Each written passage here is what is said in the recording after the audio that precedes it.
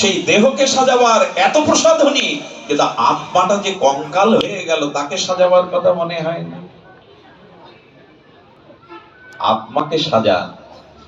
এখানে আমার মুখে দুটো হরিকথা গুরুদেব আর ভগবান প্রকাশ করছে বলে আপনারা এসেছেন, আমার বাহ্যিক কোনো বিষয়ের জন্য এসেছেন আপনারা? আরে আমার মতো মানুষ রাস্তার আনাচে কানাচে পড়ে আছে, তোমার মুখে দুটো হরিকথা গুরুদেব বলাচ্ছে তাই আমরা ছুটে এসেছি, তোমার জন্য না। তো হরিকথা আমার বলবার ক্ষমতা আছে? আমার আত্মা যদি হৃদয়ে না থাকে এই কণ্ঠ আর শব্দ বেরোবে? জিহ্বার কোনো কথা বলবে? আত্মা থেকেই তো আসছে এটা, আত্মা না থাকলে কি কার কথা বলার ক্ষমতা আছে? তাই আনন্দের উৎস হলো আত্মাতে ভগবানে, এইটা তো দয়া করে বুঝুন। আত্মার খাদ্যটা দিন। বিশ্বকবি বড় পয়ার দিয়ে গেছেন, তার ঋষি উপলব্ধি, তোমারও অসীমে মনোপ্রাণ লয়ে যত দূরে আমি ধাই, তোমার অনন্ত অসীমে যত চলে যাব তত আমার দুঃখ জরা মৃত্যু এগুলি আমাকে আর জ্বালাতন করবে না। আর বিশ্বকবি সেই চিরদিনের আক্ষেপ, আমার হিয়ার মাঝে লুকিয়েছিলে, আমি দেখতে তোমায় পাইনি, আমি বাহির পানে চোখ মেলেছি, আমার হৃদয় পানে চাইনি। এই হলো বিশ্বকবি বলতে চেয়েছেন, যে তোমার হৃদয়ে আনন্দ স্বরূপ আছে তার দিকে তাকাও। যাদের দিকে চাইলে সারা জীবন, তারা কেউ তোমার ব্যথা নিল না, বরঞ্চ ব্যথা দিল। আকাশ থেকে আমাদের ব্যথা দেয় কেউ? মাটি ফুঁড়ে ব্যথা দেয়? যাদেরকে ভালোবেসেছি, জীবন যৌবন দিয়েছি, তারাই ব্যথা দেয়, তারাই যন্ত্রণা দেয়, তারাই পুড়িয়ে মারে। অথচ ওদের সুখের জন্য সারাটি জীবন ওদের পানে চাইলেন, আত্মপানে চাওয়া হলো না। রবীন্দ্রনাথ বলতে বলতে বলেছেন, সুর দিয়েছো তুমি, আমি তোমার গান তো গাইনি। আমার হৃদয়ে তুমি ছিলে বিধায় সকলই ছিল, এই আলো, এই বাতাস, এই আনন্দ, এই সঙ্গীত। কিন্তু তুমি চলে গেলে তো কিছু থাকে না, অথচ সুর দিলে তুমি, আমি তোমার গান গাইলাম না। মনুষ্য জন্ম দিলে তুমি, বিবেক দিলে তুমি, তোমার ভজন করলাম না। এটা খুব বুদ্ধিমানের কাজ করছি আমরা। দয়া করে স্মরণে আসুন, ভগবত ভজনে আসুন। স্বামী বিবেকানন্দ ল কলেজের ছাত্র ছিলেন কলকাতায়, অত্যন্ত মেধা সম্পন্ন ইনি। উনি যদি ভালো উকিল হতেন না, কলকাতায় 10টা বাড়ি করতে পারতেন, খুব সুন্দরীকে বিয়ে করে সংসারে ঘর পাততে পারতেন।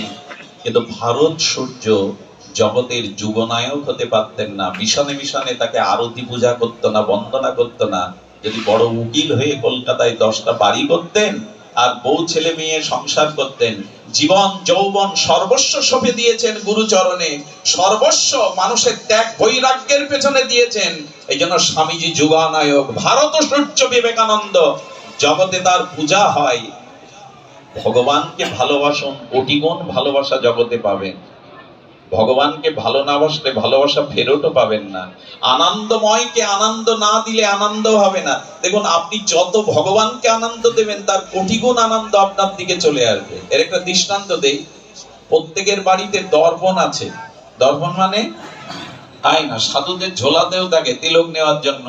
মাঝে মাঝে আমরাও মুখটা দেখি চুলটা আঁচড়ানোর জন্য। আয়না নাই এমন লোক জগতে নাই। ও সাধুরও আছে, ভিখারিরও আছে, বড় লোকেরও আছে, হয়তো বড় ছোট। আয়নার সামনে সেজে দাঁড়ালে নিজের সাথে কথা বলে মানুষ। বাহ, পোশাকটা তো বেশ, কি বলে ইংরেজিতে, ম্যাচ করেছে। আমি তো মূর্খ, ইংরেজি জানি না, বেশ মানিয়েছে। নিজেকে দেখে, নিজেকে দেখে আনন্দ পায়, আর ওর মধ্যে একটু হেসে দেয়, বা ভালোই তো মানিয়েছে, বেশ দেখাচ্ছে আমাকে। যখন আয়নার সামনে নিজেকে দেখে হাসলেন, আয়নার মধ্য থেকে ও আনন্দটা, হাসিটা আপনার কাছে ফিরিয়ে দেয়। আনন্দ আপনি যত দেবেন, আনন্দ আপনার কাছ থেকে তত ফিরে আসবে। এই জন্য বললেন, অপরকে যত আপনি আনন্দ দেবেন, তাদের থেকে কোটি গুণ আনন্দ তোমার কাছেই আসবে। অপরকে যত সুখ দেবেন, সেই সুখ নিঃস্বার্থ ভাবে দিলে আপনার কাছেও চলে আসবে। আর ভগবানকে আনন্দ দিলে কোটি গুণ আনন্দ আপনার কাছে ফিরে আসবে। সেই আনন্দ যদি একবার পান, গুরুনাল্লপি বিলাসচতে, গীতায় ভগবান বললেন, অতি ঘোরতর দুঃখেও তুমি দুঃখিত হবে না, অতি ঘোরতর বিষয় মধ্যেও, তোমার পতনের মধ্যেও তুমি ভগবানের কৃপা আনন্দ খুঁজে পাবে। দুঃখও তোমায় তখন দুঃখ দিতে পারবে না। এই জন্য ভজন করলে দুঃখটাও আনন্দ রূপ নেয়। ভজন করলে দুঃখটাও আনন্দ রূপ নেয়। শুনবেন? আচ্ছা, যারা বলেন তুমি ভজন ভজন করছো,